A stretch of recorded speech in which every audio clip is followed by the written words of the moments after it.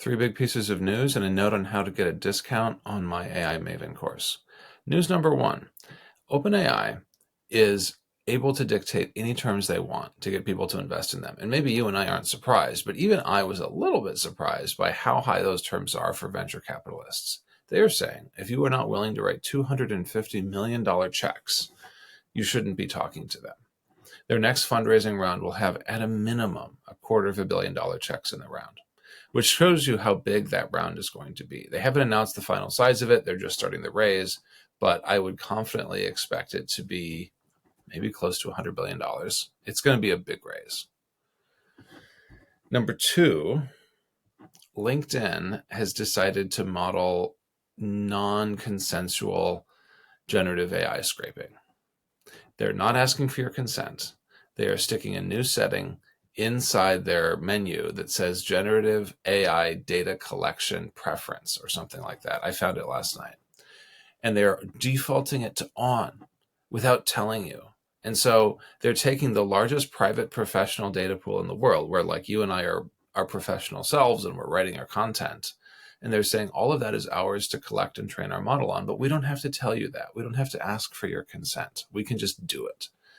Now, my understanding is because of GDPR, folks in the EU don't have to worry about this, but in the US, I would go into your settings and I would have a look and make sure you are choosing intentionally whether to share that data or not.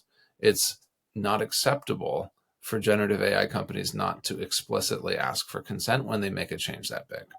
And I think it's important that we model a degree of expectation, of accountability, that that's not acceptable. It's not okay. You need to ask if you're going to collect people's data for the purpose of training an LLM. It's a norm that we need to establish. Finally, I want to call out one of the interesting reasons why O1 Mini is performing as well as O1 Preview. It turns out when you let O1 Mini think for a little bit, it does just as well, almost, as O1 Preview. In other words, extra time when you send in an utterance for it to respond to is just as good as extra size on the model. Because O1 Mini is a smaller model. And for most of us, for most of LLM history, our understanding has been, certainly my understanding has been, that if it's smaller, it's generally not as good. Now, you can argue it's a smaller model, but it's specifically tuned and is better at this use case. Absolutely buy that. But this is a general model, and it's still using the thinking time to perform almost as well as O1 Preview. And you can see that in the chatbot arena scores. You have two big scores that are ahead of everybody else right now. They're like up here in the past 1300, 1350s. And then down here in the 1200s is every other model on the planet, including ChatGPT 4.0.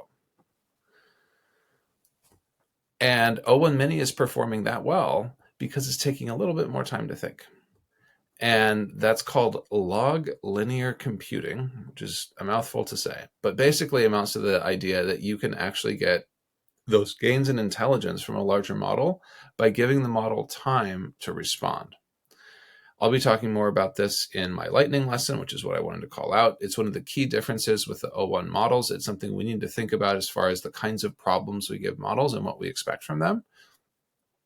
And you can sign up for it. I'll throw a link down below. If you want to discount early, also sign up for the waitlist. The discount code is dropping on Monday, September 23rd, and you want to be there. It's a decent discount code for my Maven course. So to recap, lightning lesson will cover O1. It's free, 30 minutes, sign up. And the waitlist, which is a nice discount right now on my Maven course, is dropping on September 23rd. And the reason why you might want to jump on that is because I've had a ton of interest. I'm already up to almost 50 signups for the course. I want to make sure I have like appropriate instruction for everyone. And so I actually don't know how big I can get the course before I have to cut it off. So if you're interested in the course, you should hop in so that I can be sure that I can provide you the kinds of instruction on AI that you want, that I love to give, and that will help you accelerate your career. Because that's ultimately what this is all about, is how can you accelerate your career.